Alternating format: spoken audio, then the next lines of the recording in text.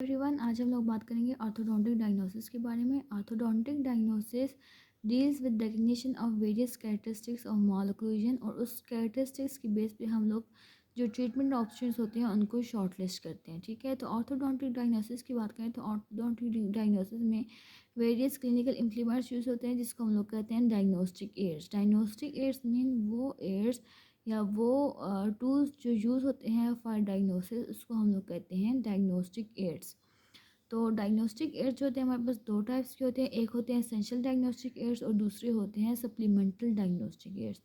Essential diagnostic aids वो होते हैं जो हमने हर पेशेंट के लिए यूज़ करने होते हैं, whether the patient case is complicated और not. But supplemental diagnostic aids वो होते हैं जो कि हम लोग स्पेशल केसेस में हम लोग यूज़ करते हैं और हर केस में यूज़ करना लाजमी नहीं होते। ठीक है, अच्छा, ये बात हो गई। फिर हम लोग बात करते हैं एसेंशियल डायग्नोस्टिक एड्स के बारे में। जैसे कि हम लोगों ने कहा, एसेंशियल डायग्नोस्टिक एड्स हर केस में बहुत इंपॉर्टेंट होते हैं क्योंकि हर केस में चाहिए होते हैं, तो इसलिए बहुत ही इंपॉर्टेंट होते हैं। ठीक है, ये सिंपल होते हैं और उनके लिए कोई एक्सपेंसिव इक्विपमेंट रिक्वायर नहीं होता। तो अगर हम लोग बात करें जी हमारे पास एसेंशियल डायग्नोस्टिक एड में क्या क्या आ जाता है, तो एसेंशियल डायग्नोस्टिक एड में सबसे पहले आ जाता है केस हिस्ट्री। फिर सेकंड नंबर पे एसेंशियल डायग्नोस्टिक एड में आ जाता है क्लिनिकल एग्जामिनेशन। फिर स्टडी मॉडल्स, सर्टेन रेडियोग्राफ्स और फेशियल फोटोग्राफ्स। ये 5 चीज़ें ऐसी हैं जो एसेंशियल डायग्नोस्टिक एड्स में शामिल होती हैं। सबसे पहले हम लोग बात करेंगे केस हिस्ट्री के बारे में। तो केस हिस्ट्री में हम लोगों के पास कुछ सेट ऑफ इंफॉर्मेशन है जो कि हमें चाहिए होती हैं। फर्स्ट ऑफ ऑल नंबर पे आ जाती हैं personal details.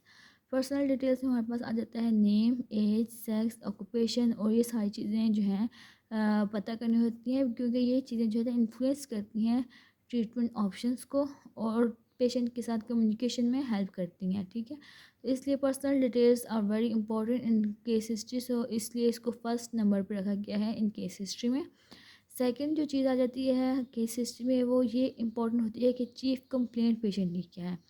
Chief complaint for orthodontic treatment अगर हम लोग बात करें तो पेशेंट की 3 टाइप्स की कंप्लेंट हो सकती हैं। एक तो या तो उसको फंक्शन में कोई इशू आ रहा है, ठीक है, दूसरा उसको ओरल हेल्थ में कोई इशू आ रहा है, तो ये दूसरी कंप्लेंट जो हो सकती है। और तीसरी ये कंप्लेंट हो सकती है कि उसके एस्थेटिक कंसर्न है। ठीक है, तो चीफ कंप्लेंट पता करना इसलिए इम्पोर्टेंट है क्योंकि at the end patient wants that chief complaint to be resolve. तो उस चीफ कंप्लेंट को रिजॉल्व करने के लिए सबसे इम्पॉर्टेंट चीज़ ये है कि हमें चीफ कंप्लेंट पता होनी चाहिए ताकि हम उसके अकॉर्डिंगली हम लोग ट्रीटमेंट कर सकें। तो इसलिए चीफ कंप्लेंट इम्पॉर्टेंट है टू ऑब्टेन, क्योंकि कुछ टाइम पेशेंट को स्टैटिक कंसर्न होता है, तो स्टैटिक कंसर्न के लिए हमें तो डॉक्टर की फर्स्ट प्रायोरिटी जो थी स्टैटिक कंसर्न होनी चाहिए after occlusion interferences and all those issues.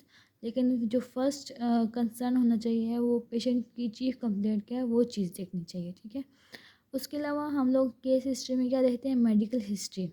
या मोस्ट ऑफ द टाइम जो होता है कुछ डिजीज़ ऐसी नहीं होती या कुछ कंडीशन ऐसी नहीं होती जो कि ऑर्थोडोंटिक ट्रीटमेंट को कंट्राइंडिकेट करें। बहुत कम कंडीशन ऐसी होती हैं जो ऑर्थोडोंटिक ट्रीटमेंट को कंट्राइंडिकेट करती हैं, बट स्टिल कुछ कंडीशन ऐसी हैं जिनके लिए हमें ऑर्थोडोंटिक ट्रीटमेंट को मॉडिफाई करना पड़ता है, तो उसके लिए जो है मेडिकल हिस्ट्री बहुत इंपॉर्टेंट है। ठीक है, उसके अलावा डेंटल हिस्ट्री भी इम्पॉर्टेंट है ताकि पेशेंट को ओरल हाइजीन स्टेटस पता चल सके। उसके अलावा कितने इसके रेस्ट्रेशन वगैरह हैं और उसके जो ओरल कैविटी है उसकी क्या कंडीशन है उसके बारे में पता करने के लिए डेंटल हिस्ट्री बहुत इंपॉर्टेंट है। Prenatal and postnatal history भी इम्पॉर्टेंट है। प्री नेटल हिस्ट्री क्यों इम्पॉर्टेंट है, अगर इन केस ड्यूरिंग बर्थ या बिफोर बर्थ कोई ट्रॉमा है, कोई मदर को इन्फेक्शन हुआ है, तो वो चीज़ें टू सम एक्सटेंट इफ़ेक्ट करती हैं फेशियल प्रोफाइल को, या तो ऑर्थोडोंटिक ट्रीटमेंट के को इफ़ेक्ट कर सकती हैं, उसकी डायग्नोसिस में हेल्प कर सकती हैं क्योंकि कुछ कंडीशंस होती ही इस वजह से हैं, जैसे कि कंडाइलर हाइपरप्लेजिया हो सकता है इन केस ऑफ फोर्सिव डिलीवरी, या टीएमजे डिसफंक्शन या पेन वगैरह टीएमडीज हो सकते हैं इन केस ऑफ फोर्सिव डिलीवरी। ठीक है, उसके अलावा पोस्ट नेटल हिस्ट्री भी इम्पॉर्टेंट है फॉर द डायग्नोसिस, तो वो भी इम्पॉर्टेंट है। फैमिली हिस्ट्री भी इम्पॉर्टेंट है क्योंकि कुछ कंडीशन जो होती हैं वो फैमिलीज़ में रन करती हैं, तो उसके लिए भी फैमिली हिस्ट्री इम्पॉर्टेंट है। ठीक है, तो ये चीज़ होगी हमारे पास केस हिस्ट्री, जो कि हमारे पास फर्स्ट एसेंशियल डायग्नोस्टिक एड था। सेकंड हमारे पास एसेंशियल डायग्नोस्टिक एड में आ जाता है क्लिनिकल एग्जामिनेशन। क्लिनिकल एग्जामिनेशन में हम लोग क्या देखते हैं, height and weight of the patient, jet of the patient, posture, body build, ये चीज़ें हम लोग देखते हैं। इसके अलावा हम लोग करते हैं extra oral examination. Extra oral examination में हम लोग फेशियल प्रोफाइल और ये सारी चीज़ें देखते हैं। मसल्स हाइपरटोनिसिटी जो नहीं है, हाइपर एक्टिविटी वगैरह, उसके अलावा ये सारी चीज़ें देखते हैं, ठीक है। उसके अलावा intra oral examination is also important to check the oral health status. और उसके अलावा फंक्शनल एग्जामिनेशन भी करते हैं इन दी क्लिनिकल एग्जामिनेशन। तो सेकंड सेशन डायग्नोस्टिक एड होगी clinical examination. Third diagnostic aids की तरफ आते हैं। तो थर्ड डायग्नोस्टिक एड्स होती है स्टडी मॉडल्स। स्टडी मॉडल्स बहुत इंपॉर्टेंट रहते हैं for diagnosis and treatment planning. तो थर्ड जो चीज़ आ जाती है सेशन डायग्नोस्टिक एड में, वो होती है स्टडी मॉडल्स। फोर्थ जो चीज़ होती है रेडियोग्राफ्स होते हैं, इंपॉर्टेंट होते हैं फॉर द ऑर्थोडोंटिक डायग्नोसिस। जो मोस्ट कॉमनली यूज रेडियोग्राफ्स होते हैं वो पेरी एपिकल रेडियोग्राफ होते हैं, बाइट विंग रेडियोग्राफ और पैनोरामिक रेडियोग्राफ्स होते हैं। ये बहुत कॉमनली यूज होते हैं इन दी ऑर्थोडोंटिक्स। उसके अलावा अगर हम लोग बात करें एसेंशियल डायग्नोस्टिक एड्स में, ऑर्थोडोंटिक डायग्नोस्टिक एड्स में हमारे पास आ जाती हैं facial photographs. They are also included in essential diagnostic aids. तो ये चीज़ें होगी एसेंशियल डायग्नोस्टिक एड्स की। उसके अलावा हमारे पास आती हैं supplemental diagnostic aid. Supplemental diagnostic aids होती हैं जो कि तमाम केसेस में एसेंशियल नहीं होती, ठीक है। तो इसमें कौन कौन से आ जाती हैं? सबसे पहले आ जाते हैं स्पेशलाइज्ड रेडियोग्राफ। स्पेशलाइज्ड रेडियोग्राफ कौन कौन से हो सकते हैं? Cephalometric radiograph, occlusal intraoral film, etcetera etcetera. उसके अलावा अगर हम लोग बात करें जो सप्लीमेंटल डायग्नोस्टिक एड्स में आ जाते हैं इलेक्ट्रोमायोग्राफिक एग्जामिनेशन और मसल एक्टिविटी। स्पेशली जब हमारे पास मसल एक्टिविटी ज़्यादा है तो उसमें हम लोग कर सकते हैं इलेक्ट्रो मायोग्राफिक एग्जामिनेशन और मसल एक्टिविटी।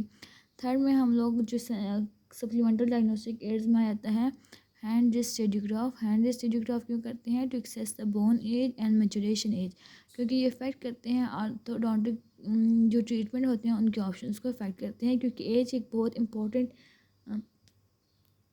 चीज़ है इन ऑर्थोडोंटिक ट्रीटमेंट प्लानिंग, तो वो उसको इफ़ेक्ट करते हैं, ठीक है।